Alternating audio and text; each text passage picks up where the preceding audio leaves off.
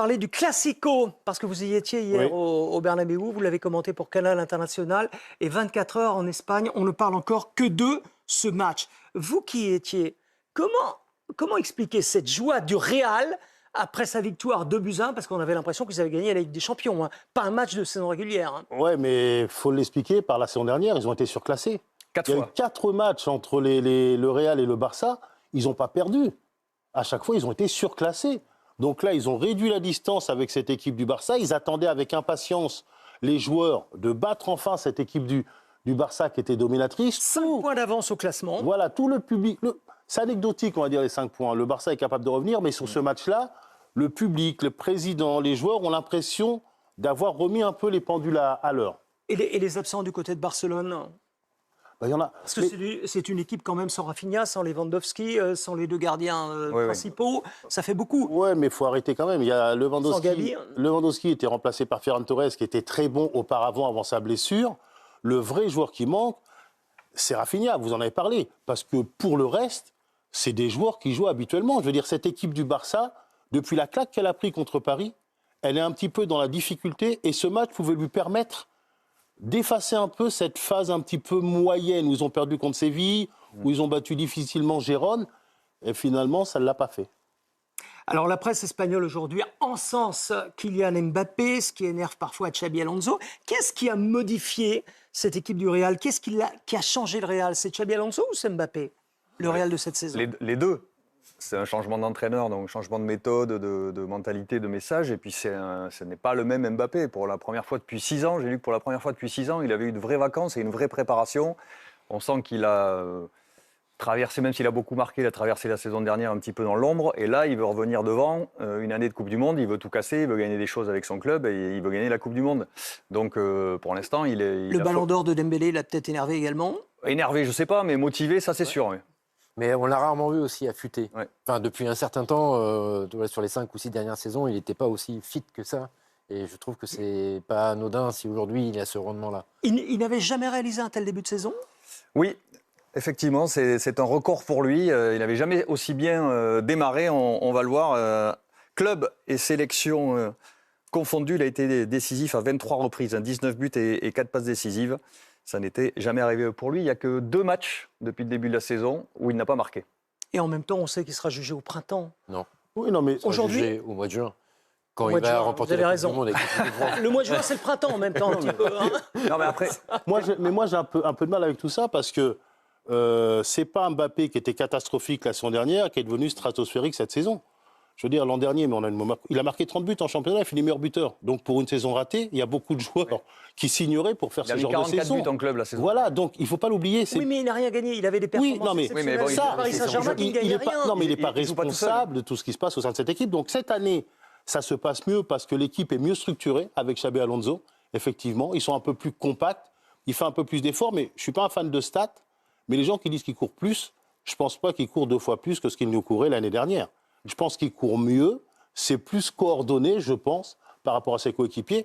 Et Tony l'a dit, c'est vrai que physiquement, il est dans un état de forme, il a des appuis de fou furieux, mais il n'a pas changé du tout au tout. Et comme vous l'avez dit, c'est 10 mois une saison. Il fait un très bon deuxième de saison, j'en suis très heureux. On va voir ce qu'il va faire tout au long de la saison. Alors c'est vrai qu'hier, il aurait presque pu marquer 3 buts, parce qu'il y en a eu un de refusé, notamment sur un hors-jeu, Tony, qui nous a quand même bien énervés. Regardez ce qu'on a vu à la télé, vous savez, le fameux onside, offside. Là, oui, alors... Non, mais franchement... Alors, que ça vous énerve, ça me surprend, parce que vous êtes des turiféraires de la VAR. Donc, non. vous avez... Ce que vous attendiez, c'est la VAR. Jeu, là. Ça, c'est pas la VAR. Hein. Mais bien sûr que si, c'est leur jeu semi-automatique. Voilà. Ça a été inventé grâce à c'est la VAR, hein, c'est l'utilisation de la VAR. C'est leur jeu. Tony. C'est ridicule. Alors, c'est d'autant plus ridicule que si vous regardez là où est positionnée la ligne, ça n'a aucun sens. Pourquoi elle est positionnée ici? On a dit que c'était sous l'aisselle, normalement. Alors moi, j'invite les équipementiers à faire des manches beaucoup plongé un peu maintenant, c'est ici. Oui, enfin, c'est ici, c'est complètement arbitraire. Oui. Après, donc vous voyez bien que quand vous jugez ensuite au millimètre, ça n'a aucun sens. Et alors se pose une autre question, parce qu'on va vous montrer un autre truc, parce que là, déjà, c'est n'importe quoi. Déjà, il manque le ballon. Il est où le ballon? On n'a pas de ballon. Donc vous avez une image figée qu'on vous assène, comme ça devient une vérité, parce que c'est la technologie. Et là, Là, c'est l'espace laissé libre, qui est hors jeu. Hein, C'est grotesque. Oui, c'est grotesque. Mais quand on a introduit la vidéo auparavant, on disait à l'arbitre, il faut sentir le jeu. Là, on ne sent plus rien du tout. Tout ce qui faisait le sel de l'arbitrage faisait que c'était le libre arbitre. Hein, vous laissez partir parce que vous favorisez le jeu offensif. Là, c'est terminé, c'est plus possible. Alors là, parce que là, on s'est arrêté sur l'image. On peut revenir tout à l'heure, juste avant, s'il vous plaît. Mais on s'est arrêté sur l'image recomposée avec la technologie. Maintenant, se pose une autre question, parce que moi, je voudrais savoir comment on juge le hors-jeu. Parce que moi, dans ma vie, on m'a toujours appris, on juge au départ du ballon. Vous voyez le ballon, là? Je ne sais pas où il est. Et donc, il faudrait juger à partir de ça. Bon, très bien. Alors Et là, maintenant, c'est une image arrêtée. oui, c'est une image arrêtée, mais on ne sait pas où est le ballon. Donc c'est au départ du ballon qu'on juge le hors-jeu. Et alors là, c'est encore plus flagrant. C'est que, vous voyez, que le joueur barcelonais, il a des chaussures orange. Et moi, je me pose la question, qui a touché le ballon en dernier? Ah oui. Et si vous avancez un tout petit peu légèrement, vous allez voir qu'au départ, on a l'impression effectivement que c'est le joueur du Real qui touche le ballon. Il y a une chaussure rouge La chaussure qui touche le ballon. Et ensuite, si vous avancez un tout petit peu, donc là, vous voyez que le ballon devrait partir en l'air, tel que la chaussure est positionnée chez le joueur du Real. Mais si vous regardez ensuite la trajectoire du ballon, elle part dans l'autre sens, elle part vers Mbappé. Et donc, c'est le joueur orange qui l'envoie vers Mbappé. Donc, on ne voit pas le départ du ballon. Et possiblement, celui qui l'envoie, c'est un joueur de Barcelone. Et à la fin, on a un hors-jeu d'1 millimètre parce qu'on ne sait pas où est placée la ligne. Elle a été placée n'importe comment. Donc, c'est n'importe quoi. Tony, est-ce que la loi Wenger, dont on parle beaucoup en ce moment, parce qu'on dit qu'elle pourrait être débattue par le board en janvier prochain, faire son apparition assez rapidement après quelques essais, est-ce que ça changerait tout? On rappelle ce que c'est la loi Wenger. Alors, la loi Wenger, il estime que pour qu'il y ait un hors-jeu, l'attaquant devrait être suffisamment devant le défenseur, Tout le corps. en avance, tout le corps, pour laisser un espace entre lui et le défenseur. Ce qui est mieux.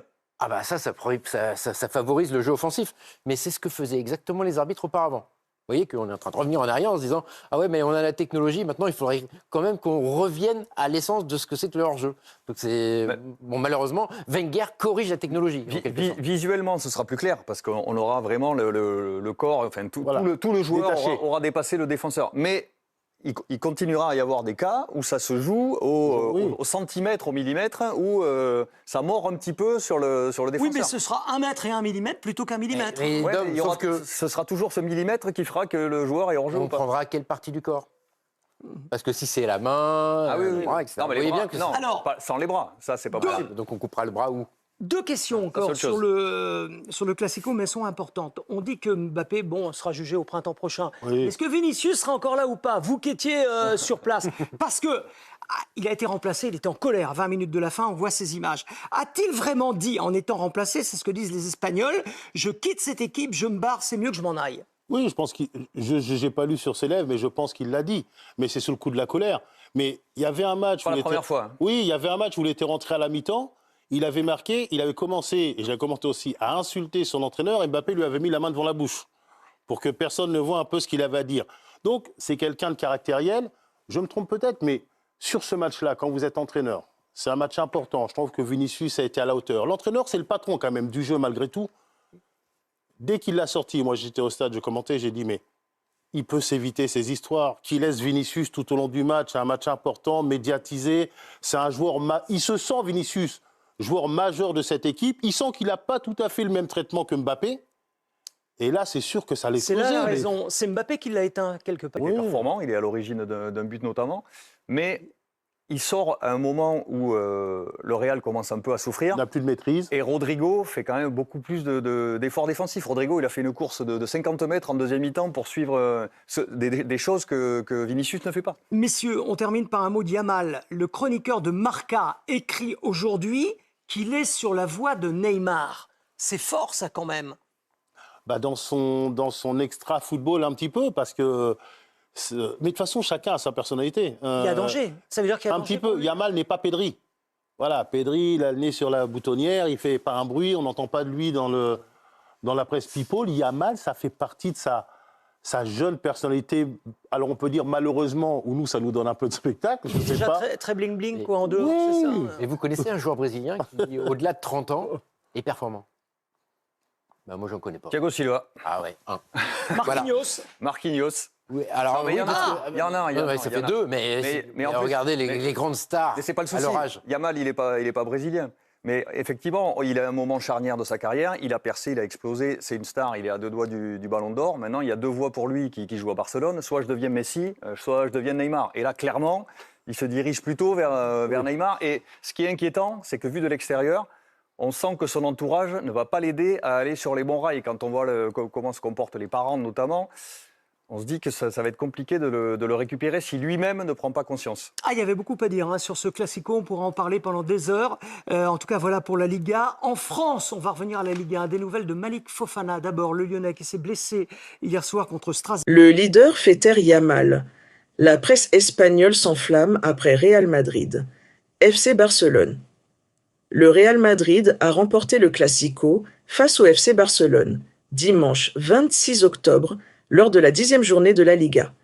Une victoire qui lui permet de prendre 5 points d'avance sur son adversaire est perçue de manière bien différente par la presse pro-madrilène et pro-barcelonaise. Le Classico pour le Real Madrid. Les joueurs de Xabi Alonso ont dominé le FC Barcelone dimanche 26 octobre lors de la 10e journée de la Liga 2-1 et prennent 5 longueurs d'avance en tête du classement. Kylian Mbappé 1-0 23 et Jude Bellingham 2-1 23.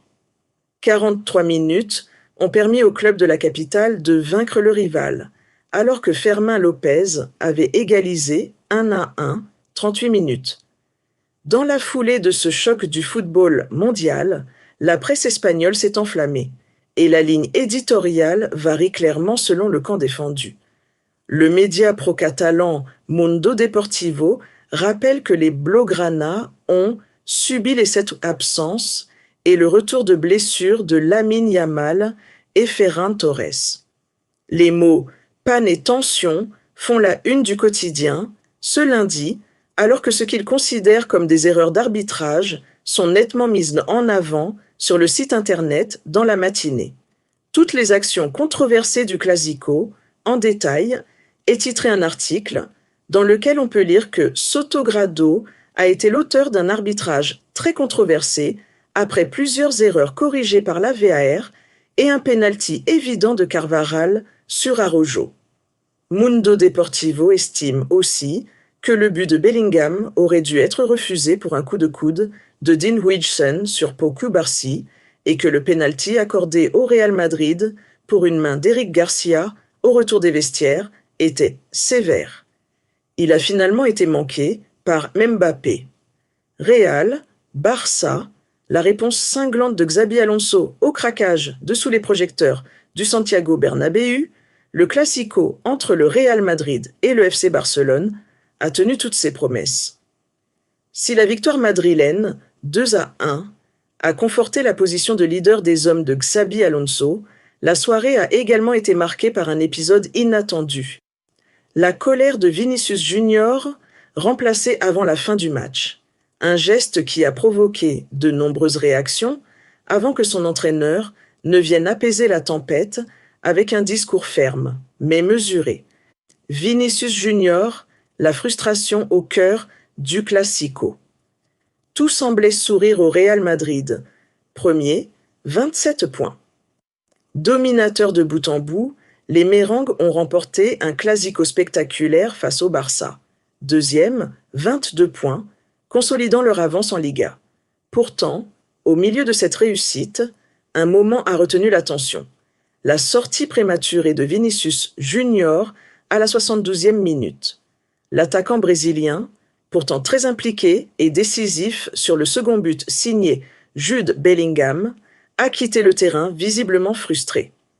Associé à Kylian Mbappé en attaque, Vinicius Junior a été un acteur majeur de la domination madrilène. Mais lorsque Xabi Alonso a décidé de le remplacer, le Brésilien n'a pas caché son mécontentement.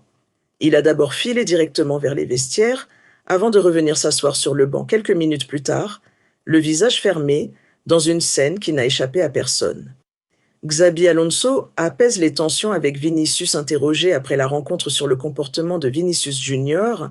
Xabi Alonso a préféré désamorcer la polémique. L'entraîneur du Real Madrid, loin d'en rajouter, a tenu un discours apaisé. « Je garde beaucoup de bons souvenirs de Vini.